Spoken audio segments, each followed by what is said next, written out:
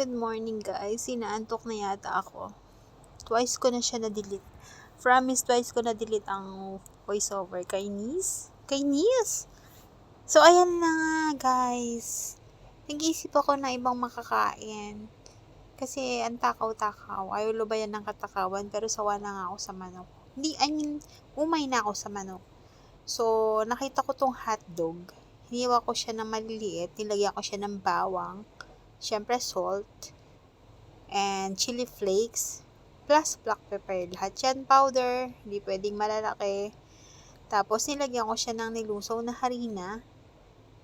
Nakita nyo naman, ikot-ikot ko, diba? Gigil. Kasi naman, nakailang voiceover na ako. Tapos kumuha ulit ako ng flour. Lagyan ko siya ng lasa. Depende na sa inyo yan. Kung paano nyo lalasahan ang inyong flour. Gagamitin natin yung coating. Kasi ito ang first time kong gawin to.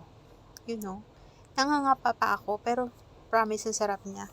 Kasing lutong ng tempura. Walang sinabi yung tempura. Ang lutong, promise. Tapos, malutong na, tapos masarap pa yung sauce. Pakita ko sa inyo mamaya kung paano ko ginagawa yung paborito kong sauce. Yung sauce, hindi talaga first time kasi gumagawa talaga ako nun. Pero, iba-iba yung way na gawa ko. Depende sa mood ng dila ko. Joke. Depende kung ano yung cravings ko. So, ayan na. Nagmukha na siyang kwek-kwek. Joke. Tapos, tinatamad ako na lumakad. Ayaw kunin yung strainer. Pilit kinagamit yung tong. Parang tanga. Okay, guys. Tulog muna tayo. Joke. Hindi ko alam, hindi ko pala siya napatay. So, tuloy-tuloy na. And since nakailang edit na ako, hayaan na, kainis. Ayan. Pa-fry na natin siya ng sabay-sabay para marami. Hindi ko kasi hindi ko makat. Pag kinad ko pang-apat ko ng ulit, ayoko na, antok na ako. So, ayan na. Ginawa ko na siyang balls. Yan, ganyan lang kasimple.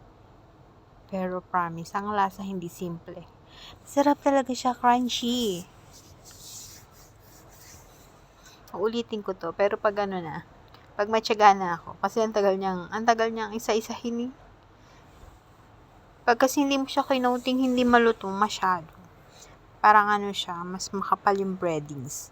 So, kailangan na kukoatan mo siya nung flour. Diba ang kulit? Ang dami niya.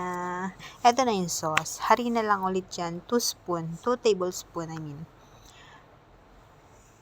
Lalagyan lang yan ng, syempre, panlasa, chili, garlic. Ang daming black pepper, pero gusto ko kasi yung alam mo yun, yung lasa ng paminta talagang kumakagat. Yun ang gusto ko. And then, ganyan lang siya. Lulusawin natin siya ngayon sa water bago natin isalang sa stove. And then, kukuha tayo ng soy sauce para mag-brown siya. Some sugar para sweet and sour ang dating niya.